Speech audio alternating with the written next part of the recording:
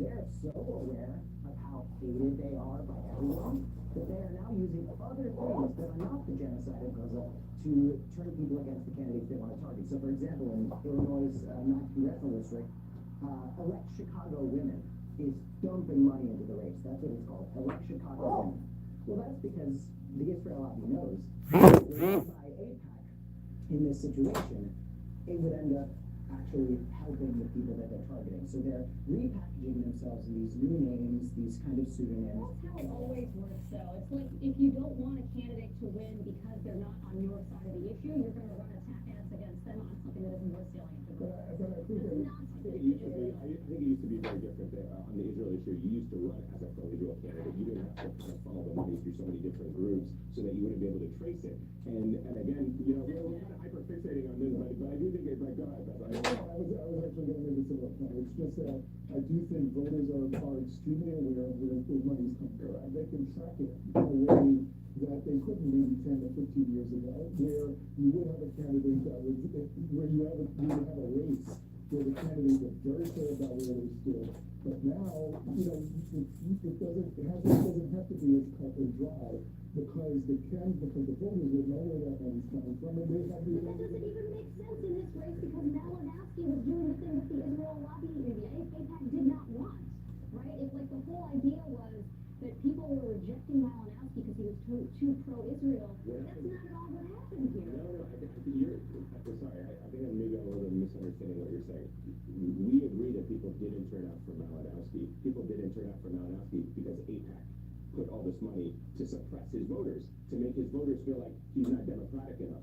What we're saying is, or at least the argument that I'm making, I don't want to speak on behalf of anyone else, is that this was an issue about integrity, and voters for Maya showed up to vote for her because of the fact that she showed moral clarity on this issue. Tom Malinowski did not. I do not buy that at all.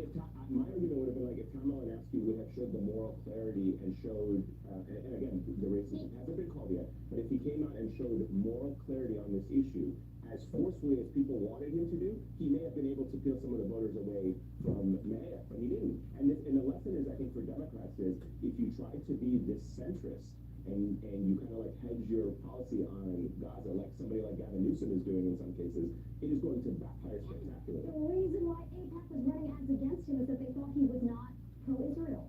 Correct. Right? Pro-Israel. Because he the voters don't even think he was that much. None of this was what the political ads were about, because this is not a sales pitch. Ultimately, in New Jersey, there was wide awareness of these issues that AIPAC had gotten behind another candidate who's basically the person who sunk in, The voters and the voters knew. And the voters knew that AIPAC was running these ads coded with ICE messaging, but it was because Israel. We know this because it is our job to pay attention to that. Voters are hyper-aware. They're looking for these things right now. Then the ads should have been about it. There's a whole System online of voter discussion and voter content creation that has been talking about and debating these things for a long time.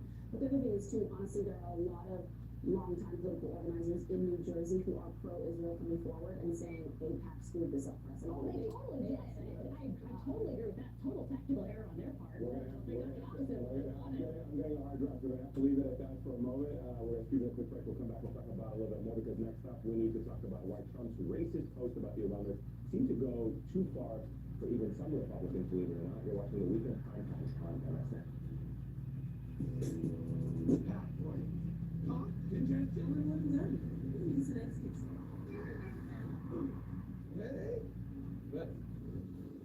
Mucinex gives a morning jolt of instant cooling sensation. Also, try to kickstart severe congestion and cough. Why suffer through painful heartburn longer than necessary? For effective relief, nothing works faster than Alka-Seltzer. The effervescent formula begins neutralizing acid in seconds to effectively relieve heartburn fast. Try Alka-Seltzer. Still dealing with moderate to severe ulcerative colitis or Crohn's disease symptoms despite treatment? Put them in check with Rinvoq. Rinvoq works differently, and it's a once-daily pill. When symptoms try to take control, I got rapid relief with Rinvoq. Check. Rinvoq helped visibly repair my intestinal lining. Check. I got lasting steroid-free remission with Rinvoq. Check. Rapid symptom relief. Visible repair of the intestinal lining. And lasting steroid-free remission. Check, check, and check. Rinvoq can lower ability to fight infection. treatment, test for TB, and do blood work. Serious infections, blood clots, some fatal. Cancers including lymphoma and skin. Serious allergic reactions, GI tears, death, heart attack, and stroke occur. CV event risk increases in age 50 plus with a heart disease risk factor. Tell your doctor if you've had these events, infection, Hep B or C, smoked, or pregnant or planning. Don't take it allergic or have an infection. Put UC and Crohn's in check and keep them there with Rinvoq. Ask your gastroenterologist about Rinvoq and learn how AbbVie can help you save. Have you ever felt so sluggish that it was like you were stuck in your chair? Like you didn't feel energetic enough for even routine activity? I've been there. And as a doctor, I knew this could be a sign that my digestive system wasn't working at its best. So I followed the same advice I give my patients and started taking Metamucil fiber every day. Metamucil is the only leading brand with plant-based psyllium fiber that gels to help trap and remove waste, so you can feel lighter in as little as 14 days. After trying it for 2 weeks, I decided to keep taking Metamucil every day to help me with my health goals. Metamucil psyllium fiber also helps curb cravings between meals, helps lower cholesterol to support heart health, and helps maintain healthy blood sugar levels.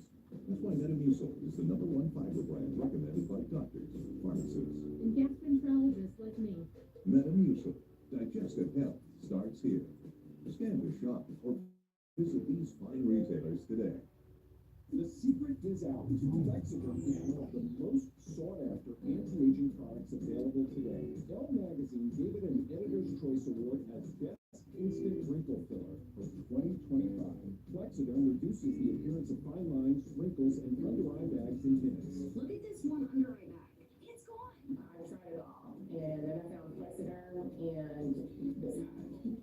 Try it today for only $14.95. Plus, get free shipping.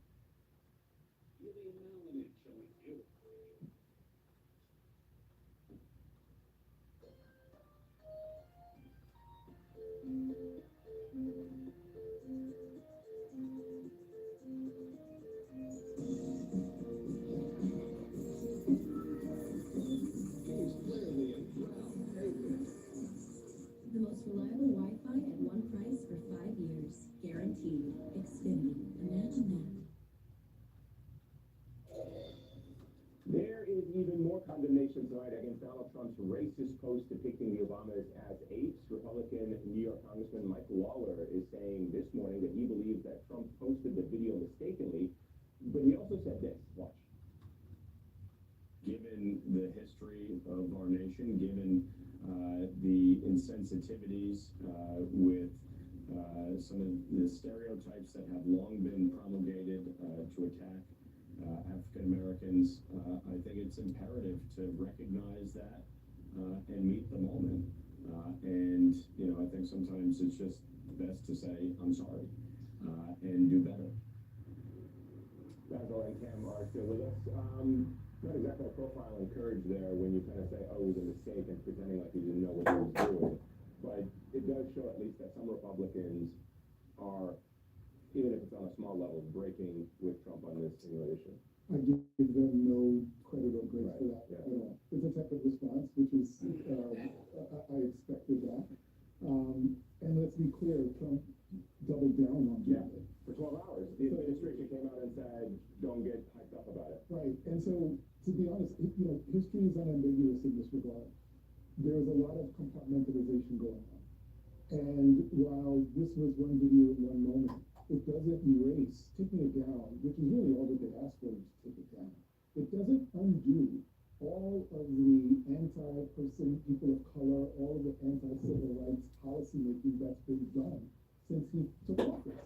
There weren't, how many Republicans came away from him because he made, some comedian made a comment about Puerto Ricans, or that he talked about Haitian views, or what he said about Somali. I didn't see Republicans running away from him in droves. They compartmentalized it because there was something more important than dealing with that particular issue. The racism that he exhibits is not a character flaw. It's a form of terrorism because he has the ability to add people with badges and long guns and near absolute immunity to impose their will on the people he does not know. And there is no response from Republicans that I've seen that comes close to acknowledging that and getting the president to push back, which I know everybody went through it.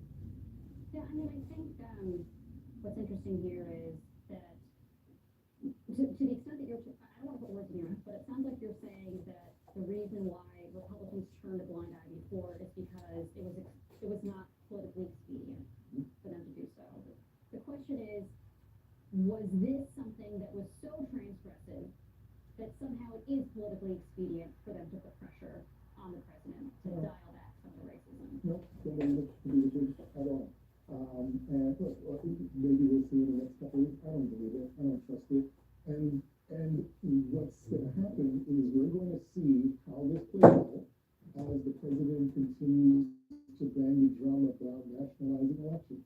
Because all of this is about intimidation. All of this is about saying, sowing discord and distrust and doubt and dehumanizing people so that he can come in and do whatever he wants to these people because now they're not, they're nobody. Well, Nick Mulvaney had said, his former chief of staff, had said something like this just cost Republicans the midterms. I guess you don't think that that's... I think that was probably the case well before that. Is this just one more thing? Sure. But it's going to be another thing. He keeps pushing the line, and that's, I think, part of the point here, that he will continue to push the line. He will normalize much of what came before that and talk about the next thing until it gets really dangerous. Cam, a moment ago you were talking about, Democratic candidates presenting a vision to materially improve people's lives, their material conditions. And I wonder if right now this image is breaking through in a way. There was that viral C-SPAN caller who seemed to sort of be coming to terms with the racism for the first time. And I wonder because, if you don't have all the economic improvements you were promised, you're maybe worried about your job, it's harder to compartmentalize in the way that you are, because kind of the only thing you're getting is the red meat. And it doesn't maybe taste so good when you don't have other things to cheer for.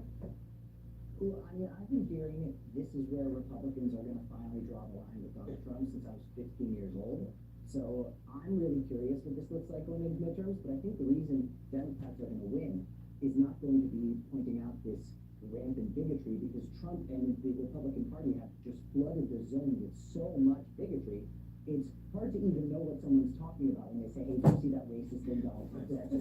So, but you see these elections that are happening right now. Democrats are running on affordable housing, healthcare, affordable insurance, all these things that involve people's lives being made better by the government. Republicans are running on like an alternative to the Super Bowl halftime show with Kid Rock and culture wars. Redacting the names of Epstein's co-conspirators. That's what Republicans have got right now. Democrats have got, here's a 5-step plan for how we're going to make sure your life's a little bit cheaper. So I think that's where we're going in the midterms.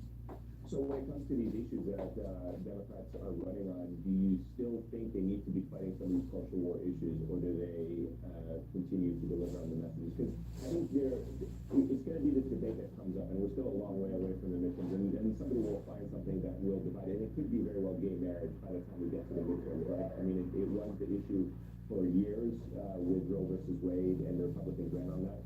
Do you think the Democrats need to be prepared and should still be able to fight in the culture war issue? I think we should always call out the injustices and the attacks upon culture that as they come. I absolutely think we should do that. But the overarching message is going to be on the economy. It is going to be on affordability. That's what Democrats are running on. That's what they're winning on. And the reality is the Democrats don't need to talk about it because everybody's feeling it. And when they can see it, they understand that there's this injustice that's taking place and making them very uncomfortable without me or any other Democrat having to actually say it. That's going to speak volumes more so than any candidate. A lot of people like to talk about how the Democrats are getting a little too woke with the language and too much woke messaging. And I always say, when we engage with people on these cultural war issues, we are ceding ground and breathing life into these things that are just not serious problems. I mean, James Carville will tell you, make it about the economic issues. I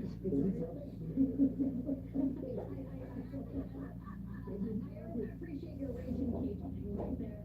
Cam Caskey and Basil Smykel, thank you so much for joining us. Up next, they are coming for gay marriage, as you just heard. It's happening again. The right-wing campaign to end marriage equality in America a decade after the Supreme Court said the fight was over. You're watching The Weekend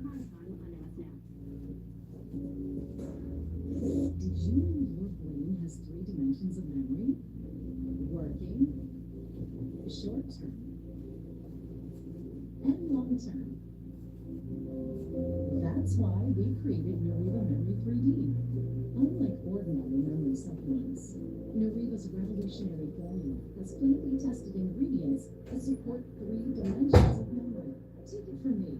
An elephant never forgets. When you need to remember, remember Nariva. So much stuff. Move past pain with Vicks Vapor Freeze. Get hours of pain relief with maximum strength menthol, plus powerful Vicks Vapors. College! Vapor Freeze your pain. After my accident, I couldn't quite do things like I used to. When my dad introduced Bruce to me, I loved the support, and when I got into martial arts, we got in it together. A real fight deserves a real boost. Think of all the places that could expose you to identity theft. If something happens, LifeLock provides a U.S.-based restoration specialist to fix it start to finish. Guaranteed of your money back. Don't face identity theft alone. Join LifeLock today. Food is Gina's passion, but diabetes threatened to take that control away. I mean, that's gonna be something. Gina learned how different foods affect your sugar levels in real time, so she doesn't have to choose between the foods that she loves and her health. Then I realized the more you bundle, the more you save on insurance was able to give you. Like you're talking my love language. I've been taking word classes online. Oh. Only pay for what you need. For enamel, clinical enamel strain can help us to keep our enamel for a lifetime. It's backed by science. It is clinically proven to strengthen our teeth. I would recommend this toothpaste to everybody. It's really an amazing product. You know what's all good? Zero heartburn. That's why I take Prilosec OTC. Just 1 pill a day blocks heartburn before it's done.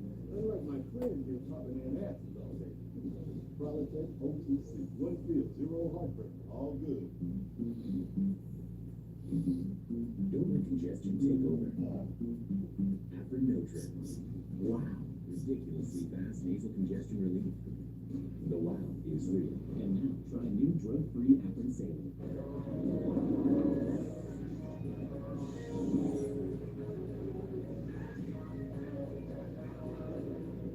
I'm Maria Montgomery, and at Westward Home, we make home remodeling easy. From tub to shower conversions to walk-in tub installations, and even full bathroom remodels. We're ready to get rid of your old, outdated bathroom and transform it into your dream space. So if your bathroom looks like this, or even this, you're ready to transform your bathroom. The best part is we don't require any money down, so you can get started and not need to until after the project is complete. All of our products are professionally installed by our crews of highly trained employee installers, never subcontractors. Right now, we have something special going on. It's our winter savings event. Lock in free installation on all tub and shower conversions. Plus, for a limited time, we have 18 months of no interest financing. Just call or visit westwardbath.com.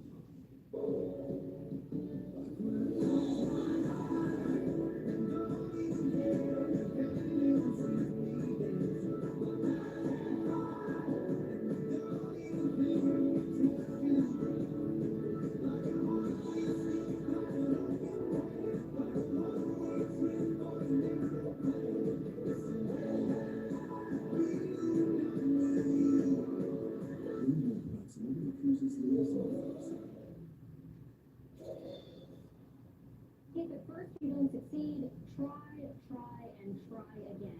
Ideally with a more favorable Supreme Court. That has been the strategy for certain conservative groups for decades. And they have a new target now, gay marriage. A new group, calling itself Greater Than, is trying to overturn Obergefell v. Hodges, the Supreme Court ruling which legalized same-sex marriage. They're ostensibly doing this to protect the children. Take a listen. When Obergefell redefined marriage to include same-sex couples, it was billed as a win for adult equality. In reality, it created inequality for children. It made our children less than. It made our children less than. Conservative groups love to frame their arguments around protecting children. I would ask, of course, where was this concern over the Epstein files, or when the Trump administration worked to defund infant nutrition, or preschool, or for that matter, used 5-year-olds as bait in immigration raids? But that's neither here nor there. You might recall that same-sex marriage was confirmed by the skin of its teeth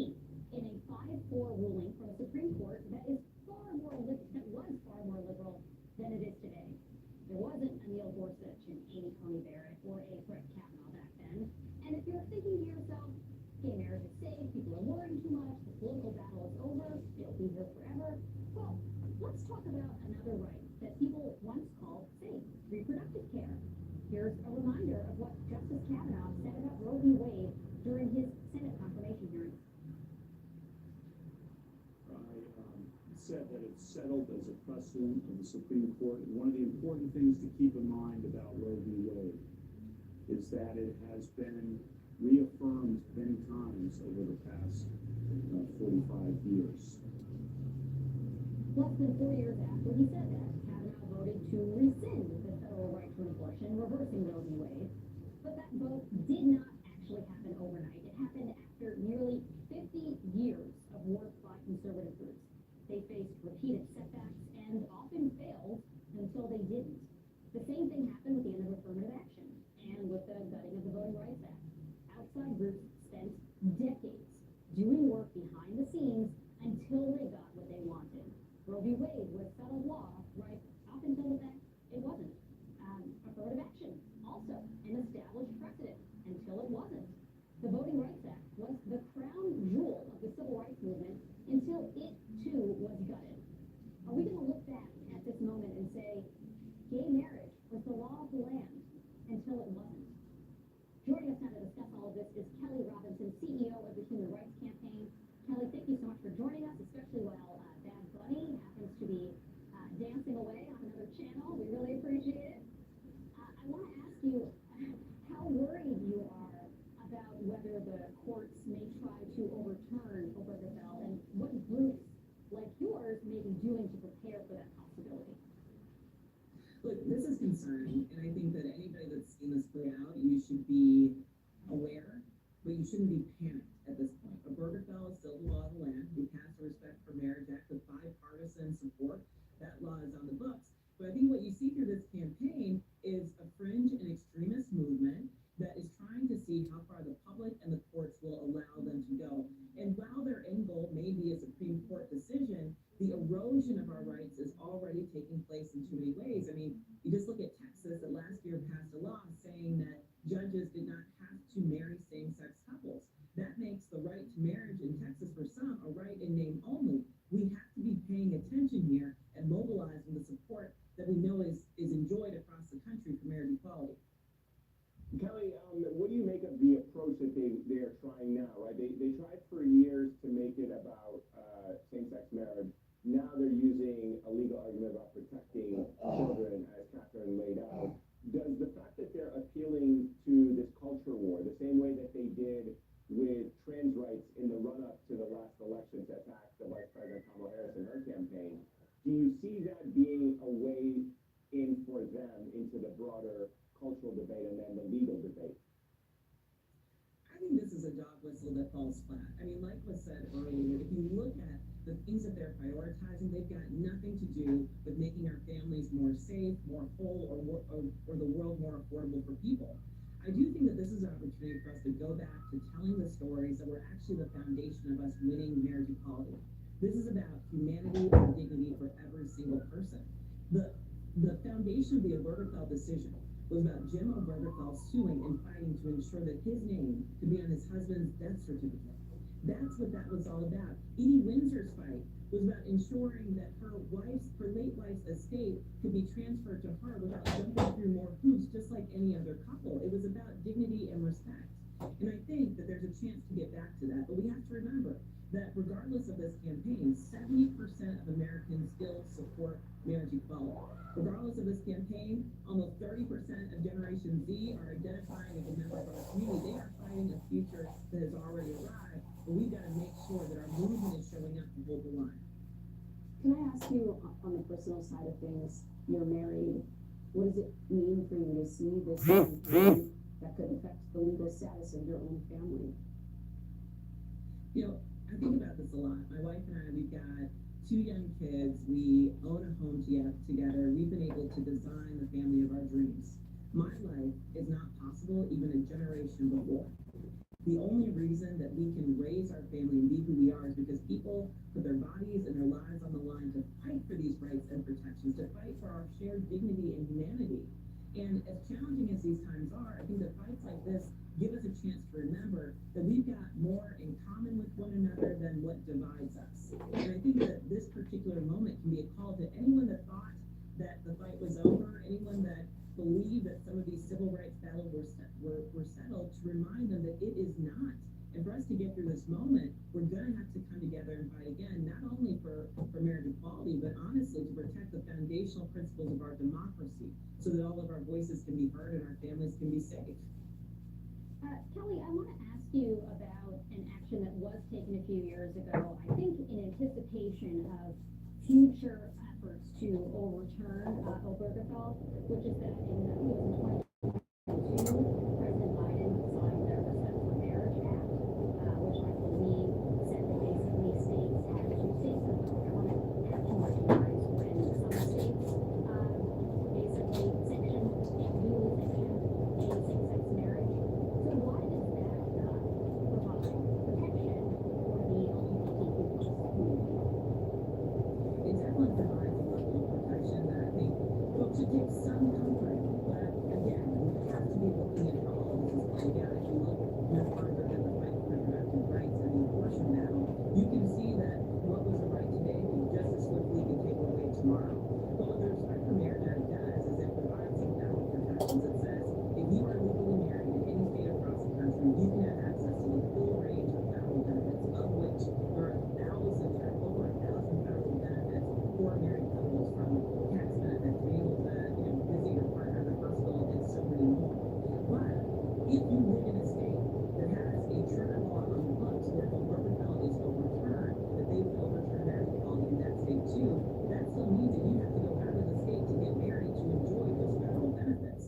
So although the tapestry is complicated, and honestly overturning Roe v. Wade or eliminating the Respect for Marriage Act would result in extreme chaos across the country, right now there's still a level of protections, and there should be urgency that people are feeling because we can understand the playbook of our opposition.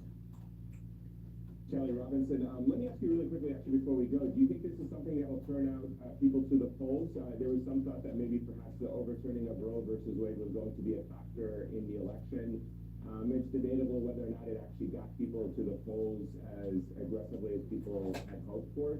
Would this attack now on the rights of same-sex marriage or LGBTQ Americans, will that get people out to the polls to defend it? It is already happening. Look, in New York City in the last election, LGBTQ plus people represented 14% of the electorate. That is huge. At HRC, we've identified 75 million equality voters around this country who prioritize issues like this when deciding who to vote for. In a world where the other side is not delivering on anything that people need, this will be yet another reason that you see a wave of LGBTQ plus people turning out all across the country, from school boards all the way through federal elections, to ensure that our rights are not rolled back. Kelly Robinson, really appreciate you joining us tonight. Thank you for making time. Thank you. Up next, forget the wings, the pizza, and the beer. Our King Jr. has a very different Super Bowl diet. We're going to tell you what America's Maha Chief said he is going to eat tonight. You're watching The Weekend Primetime on MSN. Coming to the stage this Friday is Ned's first team karaoke night. But who's wondering, what if my flaky red plaque psoriasis takes center stage?